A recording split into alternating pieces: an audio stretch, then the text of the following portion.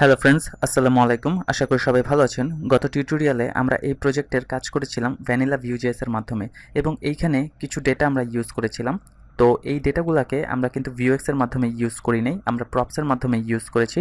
তো আজকের এই টিউটোরিয়ালে আমরা যেটা করব, আমরা প্রথমে ভিউএক্সটা ইনস্টল করব এবং ভিউএক্স এর মাধ্যমে আমরা যেটা করব, একটা সেন্ট্রাল প্লেসের মধ্যে এই ডেটাগুলোকে স্টোর করে রাখবো এবং সেখান থেকে আমাদের কম্পোনেন্টের মধ্যে এই ডেটাগুলোকে আমরা ইউজ করব। তবে তার আগে আমি গত টিউটোরিয়ালে আপনাদেরকে আগেই বলে রেখেছিলাম যে এই গিটহাবের লিঙ্কটা কিন্তু আমি আপনাদেরকে দিয়ে দিয়েছিলাম। তো এখান থেকে বলেছিলাম যে এই প্রজেক্ট ফাইলটাকে আপনারা ডাউনলোড করবেন। তো এটাকে কিভাবে ডাউনলোড করবেন, এই যে এখান থেকে যদি আপনারা ক্লিক করেন, এখান থেকে দেখবেন যে এই যে ডাউনলোডের অপশন রয়েছে। তো আপনারা এখান থেকে জিপ ফাইলটা ডাউনলোড করবেন এবং ডাউনলোড করার পরে আপনারা যখন আপনাদের টার্মিনালে যে ইয়ার্ন সার্ভ করবেন তখন দেখবেন যে সেটা কিন্তু রান করতেছে না।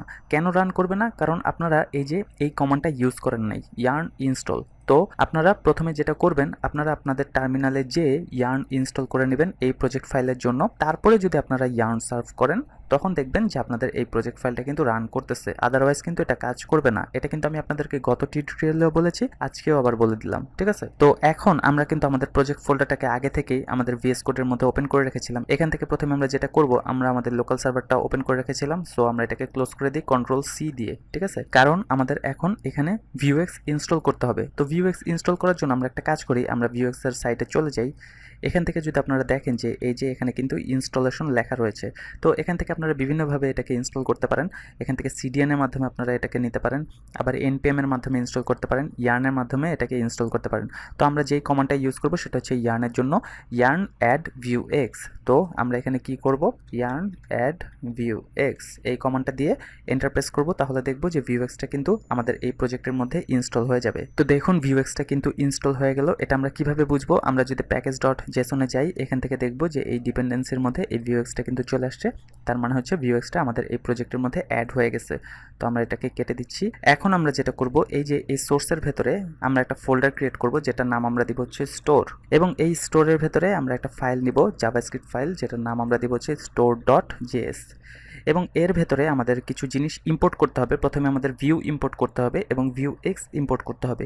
তো আপনারা যদি কোড করতে না চান তাহলে এখান থেকে এই যে এই সাইটের মধ্যেও দেওয়া আছে, এই যে এতটুকু পার্ট আমরা জাস্ট কপি করব, কপি করে এখানে পেস্ট করে দিব, ঠিক আছে? তাহলে আমরা প্রথমে কি করলাম, আমরা প্রথমে ভিউ ইম্পোর্ট করলাম, এরপরে ভিউএক্স ইম্পোর্ট করলাম এবং ভিউএক্সটা ইউজ করার জন্য এইখানে দিলাম হচ্ছে ভিউ ডট ইউজ এবং এর ভেতরে ভিউএক্স। তো এখানে আমি সেমিকোলন দিয়ে দিচ্ছি, না দিলেও সমস্যা নাই। এবার এখানে আমরা একটা কনস্ট্যান্ট ভ্যারিয়েবল নিব, যেটার নাম আমরা দিব হচ্ছে স্টোর। তো আপনারা যে কোনো নাম ইউজ করতে পারেন, তবে স্টোর দেওয়াটাই ভালো। এখন এখানে দিব হচ্ছে নিউ ভিউএক্স ডট স্টোর এবং এখানে একটা বিষয় খেয়াল রাখবেন যে এখানে কিন্তু ভি আর এসটা ক্যাপিটাল লেটারে। এবং এর ভেতরে আমরা যেটা করব, একটা অবজেক্ট নিব এবং এই অবজেক্টের ভেতরে দিব হচ্ছে স্টেট এবং এই স্টেটটাও হচ্ছে একটা অবজেক্ট। এবং এই স্টেটের ভেতরে কি থাকবে, এই স্টেটের ভেতরে কিন্তু সব ডেটা থাকবে। স্টেট মানেই হচ্ছে ডেটা।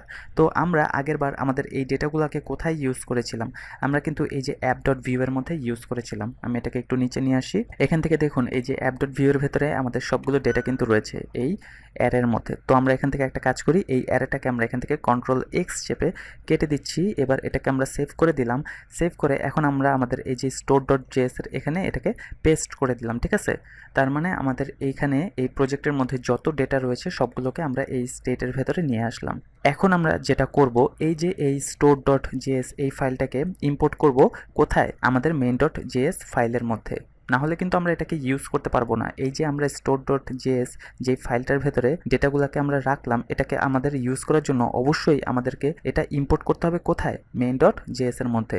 তো এটাকে যেহেতু আমরা ইম্পোর্ট করব, তার জন্য আমরা একটা কাজ করি, আমরা এখানে এক্সপোর্ট দিয়ে দিব। তো এবার এটাকে আমরা সেভ করে দিচ্ছি। এখন আমরা কি করব, আমরা আমাদের main.js এর মধ্যে চলে আসি। এখানে আমরা আমাদের ওই স্টোর ফাইলটাকে ইম্পোর্ট করব। তো কিভাবে ইম্পোর্ট করব, আমরা দিব হচ্ছে ইম্পোর্ট, এবার কার্লি ব্রেসের ভেতরে দিব হচ্ছে স্টোর ফ্রম, এটার পাথটাকে দেখিয়ে দিতে হবে। সো এটা আছে কোথায়, যেহেতু আমাদের main.jsটা এখানে আছে এবং এর মধ্যে আছে কোথায়, এই যে স্টোর ফোল্ডার। তো আমরা এখানে দিব হচ্ছে store slash store dot JS. তো এইখানে আপনারা ডট জেএস ইউজ করলেও হবে, না ইউজ করলেও কাজ করবে। তো আমি এটাকে কেটে দিচ্ছি, ঠিক আছে। এখন এই যে এই স্টোর ফাইলটাকে যা আমরা ইম্পোর্ট করলাম, এটাকে আমাদের এই ভিউ ইনস্ট্যান্সের মধ্যে দিয়ে দিতে হবে। সো আমরা এখানে দিব হচ্ছে স্টোর। তো দেখুন এই দুইটা যেহেতু একই নাম, সো আমরা একটা কাজ করতে পারি, আমরা এতটুকু পার্ট যদি কেটেও দেই তাহলেও কিন্তু এটা কাজ করবে। তো আপনাদের বোঝানোর সুবিধার জন্য আমি এটাকে রেখে দিচ্ছি এবং এটাকে আমি সেভ দিয়ে রাখতেছি। তো দেখুন এখন কিন্তু আমরা আমাদের ওই যে স্টোর ডট জেএস ফাইলের মধ্যে যা কিছু আছে সব কিছু কিন্তু আমাদের এই প্রজেক্টের মধ্যে ইউজ করতে পারবো। তো এখন স্টোরের ভেতরে যেই ডেটাগুলো আছে সেগুলোকে আমাদের এই প্রজেক্টের মধ্যে ইউজ করার আগে আমরা কিছু জিনিস ক্লিন করে নেই।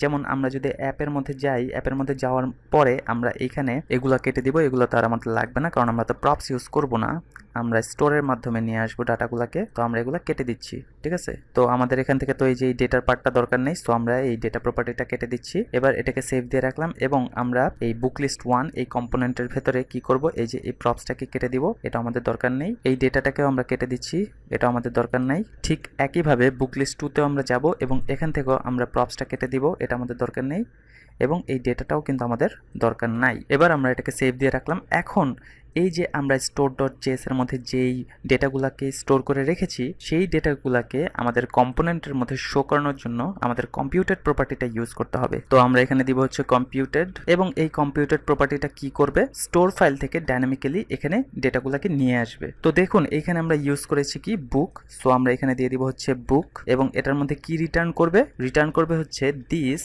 ডট ডলার সাইন দিয়ে আমরা দিব হচ্ছে স্টোর। এইখানে আমরা স্টোরটা কেন ইউজ করতে পারতেছি, কারণ আমরা কিন্তু VUEX ইনস্টল করে রেখেছি, এর জন্য আমরা স্টোরটা ইউজ করতে পারতেছি, ঠিক আছে। এবং স্টোরের ভেতরে কি আছে, স্টেট, এবং স্টেটের মধ্যে আছে কি বুকস। সো এবার আমি সেমিকোলন দিয়ে শেষ করতেছি। তো এখানে আমরা কি করলাম, এখানে হচ্ছে যে স্টোরের ভেতরে যে স্টেট রয়েছে এবং স্টেটের ভেতরে যে বুকস রয়েছে সেটাকে আমরা এখানে রিটার্ন করলাম। এই যে আমরা যদি স্টোরের মধ্যে যাই এখানে দেখব যে এই যে স্টোরের ভেতরে কি আছে, আমাদের স্টেটের ভেতরে আছে বুকস এবং বুকস থেকে আমরা এটাকে রিটার্ন করে নিয়ে আসলাম। তো এই বুকসটা কোনটা, এই বুকসটা কিন্তু এই যে স্টোরের এই বুকস, ঠিক আছে। এবং এখানে যে আমরা এই বুকটা ইউজ করেছি, এই বুকটা কোনটা, এই বুকটা কিন্তু এই যে এখানে যে আমরা ইউজ করেছি বুকটা, এই বুক। তো এটা তো আমরা বুক লিস্ট 1 কম্পোনেন্টে ইউজ করেছি। ঠিক একইভাবে এই কম্পিউটেড প্রপার্টিটাকে আমরা কি করব, বুক লিস্ট 2 কম্পোনেন্টের মধ্যে ইউজ করব। সো এটাকে আমি কপি করতেছি, কপি করে জাস্ট এখানে কি করব, এক্সপোর্ট ডিফল্টের ভিতরে এটাকে পেস্ট করে দিলাম। এবার এটাকে আমি সেভ দিচ্ছি। এখন যদি আমরা আমাদের সাইটে যাই, আমাদের সাইটটা কোথায়, এই যে এখানে, এটাকে আমি রিলোড করি। আচ্ছা এটা তো কাজ করবে না কারণ আমরা এখান থেকে ইয়ার্ন সার্ভ করি নাই, সো আমরা এখান থেকে এটাকে ইয়ার্ন সার্ভ করে দেই। তো এবার আমাদের সার্ভারটা লাইভ হয়ে গেছে। এখন যদি আমরা এটাকে রিলোড করি দেখব যে একইভাবে আমাদের এই ডেটাগুলো কিন্তু কাজ করতেছে কম্পোনেন্টের মধ্যে।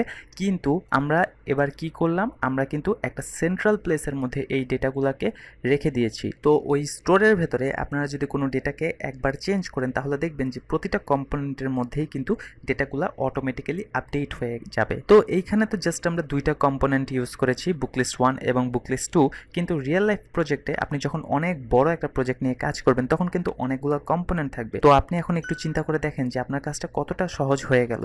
আপনি একটা জায়গায় ডেটা চেঞ্জ করলে আপনার প্রতিটা কম্পোনেন্টে কিন্তু ডেটাগুলো অটোমেটিক্যালি চেঞ্জ হয়ে যাবে। তো অবশ্যই আপনারা এটা বাসায় প্র্যাকটিস করবেন। ধন্যবাদ।